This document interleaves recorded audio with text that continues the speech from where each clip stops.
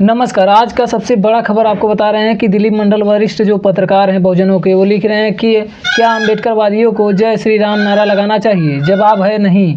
कांग्रेसियों और समाजवादियों चाहे तो ये नारा लगा सकते हैं, क्योंकि बाबा साहब ने हिंदुओं के समाज और धर्म सुधार को लेकर काफ़ी कुछ लिखा है। एनिहिलेशन ऑफ कास्ट में इसका पूरा फार्मूला है। अन्य धर्म में भी लगभग ये तमाम बुराइयां वे पाते हैं जो हिंदुओं में हैं, पर उनका सुधार वे उन पर छोड़ देते हैं, इसीलिए वे हिंदू कोड बिल लाते हैं। अन्य धर्मों के सुधार की उनको कोई उम्मीद भी नहीं थी।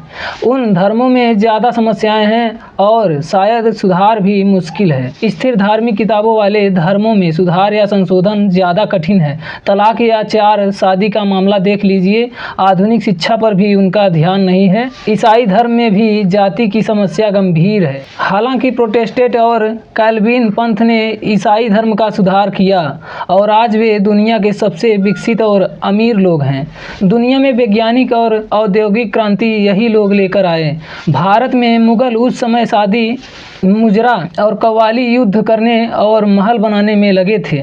बाबा साहब दिल से चाहते थे कि हिंदुओं का सुधार हो और वे मजबूत और एकताबद्ध बने, लेकिन इसमें वे असफल रहे। इसीलिए निराश होकर वे हिंदू धर्म का त्याग करते हैं, पर किसी और धर्म की जगह बौद्ध धर्म को अपनाते हैं। हिंदू धर्म से उनकी शिकायतें खत्म नहीं हुई। हिंदू सुधरने के लिए तैयार ही नहीं हुए। इसीलिए कोई भी अम्बेडकरवादी या बौद्ध जय श्री राम का नारा नहीं लगाएगा।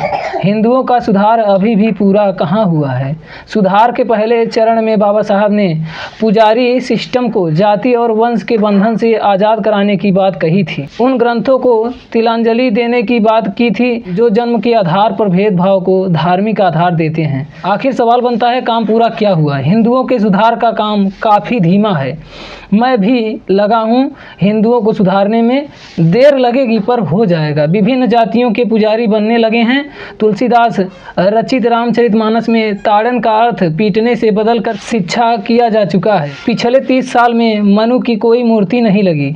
कोई नेता खुद को मनु का भक्त नहीं बताता। बाबा साहब को देश भर में स्वीकार किया जाता है। सावित्रीबाई फुले को भी आरक्षण पर लगभग राष्ट्रीय सहमति है। हिंदू धर्म सुधार की दिशा में है। काम हो रहा है, हो जाएगा। इन सुधारों के बिना विभाजन हिंदू कमज़ोर बना रहेगा, पिटता रहेगा, घटता रहेगा। जहाँ तक कांग्रेसी का सवाल है, वह जय श्री राम बोल सकता है। कांग्रेस ईश्वर अल्लाह तेरो नाम पर दो सांप्रदायिकताओं के संतुलन पर चलने वाली पार्टी है। गांधी को रामराज ही तो चाहिए था जिसमें वर्ण व्यवस्था बनी रहे, तो जय श्री राम के कांग्रेसी को क्या दिक्कत है? नहीं है। समाजवादी लोग भी जय श्री राम बोल सकते हैं। उनके आदि विचारक राम मनोहर लोहिया धर्म और राजनीति के घाल मेल के समर्थक थे। उन्होंने अयोध्या में रामायण मेला भी लगवाया था ताकि हिंदू वोट मिल सके। इसीलिए समाजवादी नेता जब परशुराम का फरसा लहराते हैं तो ये लोहिया का बताया हुआ रास्ता है। उनके लिए कोई समस्या नहीं है।